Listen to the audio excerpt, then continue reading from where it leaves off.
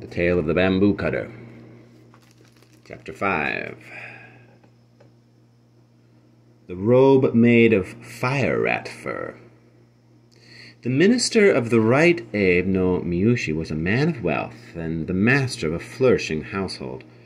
That year, a gentleman named Wang Qin arrived aboard a Chinese merchant ship, and Abe no Miyushi wrote him a letter asking him to buy and send what had been described as a robe of fire rat fur. He entrusted this letter to Ono no Fusamori, an especially reliable retainer.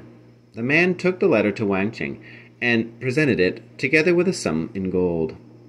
Wang opened and read the letter, then wrote the reply. "Robes made from the fur of fire rats are not obtainable in my country. I have indeed heard of such things, but have yet to see one. If any really existed, surely someone would have brought one to China. This will entail some very difficult negotiations. However, on the chance that one may have been imported into India, I shall make inquiries at the houses of the rich men there. If my search proves unsuccessful, I shall return the money with your servant." The Chinese ship left for China, only presently to return to Japan. The minister, learning that Fusamori was in Japan and on his way to the capital, sent a swift-footed horse to meet him. Fusamori mounted the horse and rode from Tsukushi to the capital in a bare 7 days. He brought a letter from Wang Qin.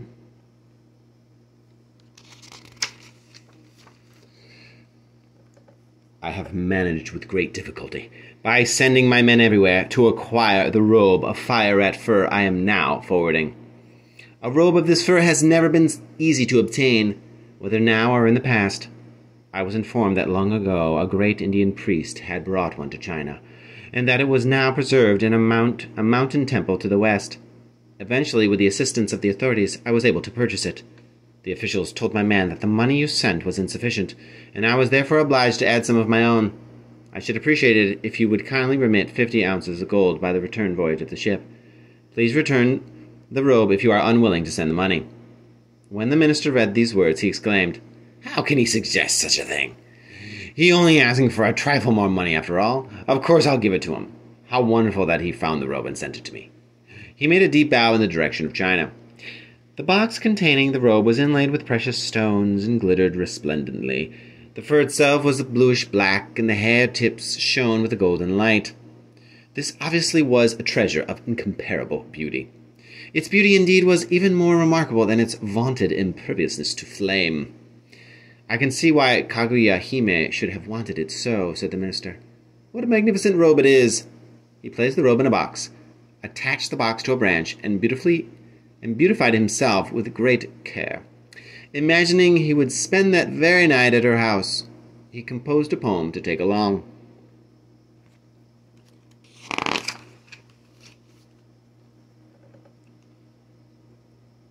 Kagariki naki, omoi ni yakenu, kawagoromo, tamonto kawakite, kyokoso wa kime.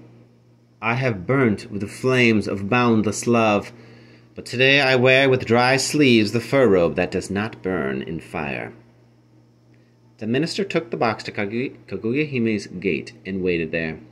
The bamboo cutter came out, accepted the gift, and showed it to Kaguya-hime. "What a lovely robe it is," she said as she examined it. "But I still cannot be sure it is the genuine fur." The bamboo cutter answered, "That may be so, but I'll invite him in anyway. It's all the world there is. In all the world there is not another such fur robe. You will best accept it as genuine. Don't make people suffer so." He invited the minister inside and seated him.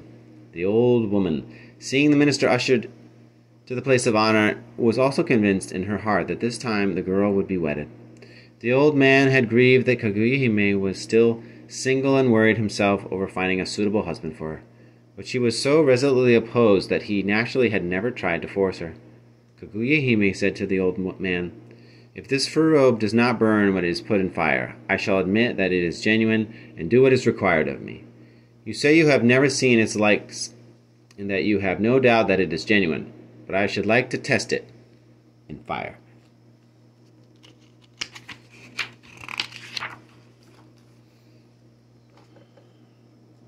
"That is quite reasonable," said the old man, and so informed the minister. The latter replied, "I secured this fur robe, which was not even to be had in China, with the greatest difficulty. What doubt could there be? All the same, please do test it in the flames at once." Kaguya Hime asked someone to place it in the fire, where it burned brightly. "Just as I thought," said Kaguya Hime. "The robe was an imitation." The minister, seeing this, turned the color of leaves of grass. Kaguya Hime was enchanted. She wrote a poem in response to the minister's and put it in the box. "Nagori naku, moyu to shiriseba, kawa goromo, omoi no hoka ni okite mimashio." Had I known it would burn, leaving not a trace, I should not have worried so, but kept the fur robe away from the flames. The minister departed. People crowded around the old man's house and asked, "We hear the minister Abe has brought a robe of fire rat fur and is living with the lady. Is he here now?" Someone answered, "When they put the fur into the fire, it burst into flames, so Kaguya Hime won't marry him." Those who heard the story transmitted it, and ever since people have said that when a plan is not carried out, it falls into abeyance.